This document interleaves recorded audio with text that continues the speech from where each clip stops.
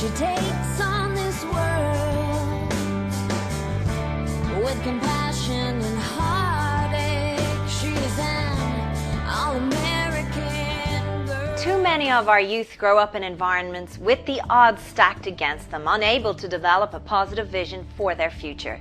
Youth from risk-filled environments do not graduate at the same rate, have younger pregnancies, and get involved in violence at a much higher rate than average. But today we'll meet two sisters who have the support of the C5 Youth Foundation, a 5-year leadership program that's inspiring them to beat the odds. In my family, there's my dad, my mom, and I have 2 younger sisters. I'm the oldest. I've been here since kindergarten, so I've been here my whole life. Some of my favorite things to do, I like reading and playing my flute. I like to help my mom out in the garden, and I like to help her cook.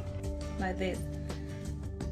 Terry, she always been very good since she was little. She's very shy. Kathy, it's different than Terry. She's outgoing.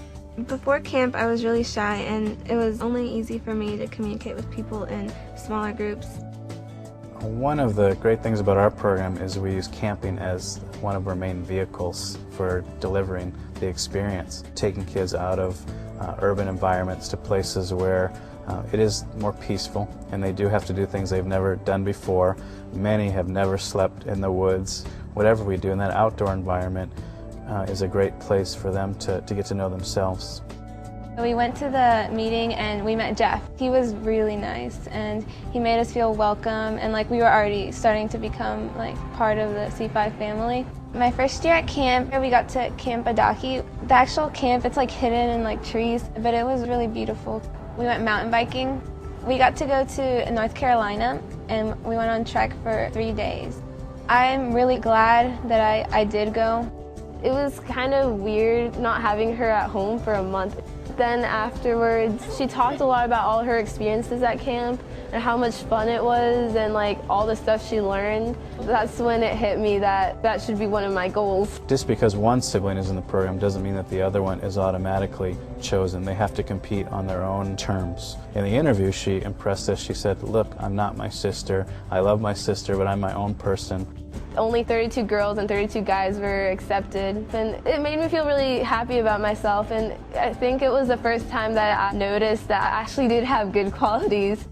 We also went whitewater rafting, which is my favorite thing to do. I love whitewater rafting, and that was really fun. I was really nervous in ziplining. You had to have a lot of trust with your cabin because they were down there holding you, so if they let go and you fell, you fell.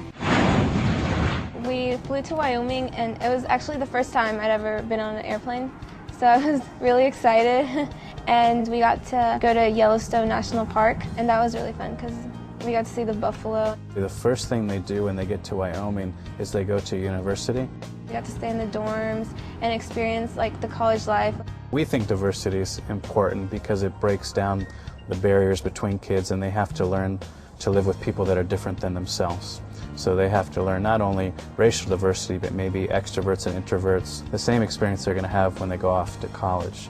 Everything we do is intentional in our program, and those activities explore career development, colleges, we do community service projects, and anything that we think will help them to reinforce what we taught them at camp. And we monitor every kid in the program monthly. So we either call, now we're using Facebook and text message and things that the kids use to make sure that they're keeping up their grades and service. And they have to keep those up in order to come back to camp. Our whole model is to keep them outside of their comfort zone to try new things. Then they can take that back home and try new things at home. Maybe they can run for student council, or maybe they can try out for band, where before they might have been too scared to do that. My band director's name is John Mashburn. He's a really good band director. He's been doing this for a really long time. At our last competition of the year, we just wanted to do a great performance for him and his team and all the band parents who have helped and supported us through this year. We made finals, and we were 11th out of 32 bands. She takes on this world with compassion and heartache. She's an all-American girl. Terry came in as a very shy young woman, and over time she's really just blossomed, and she's become this confident, incredible young woman that is ready to take on the world.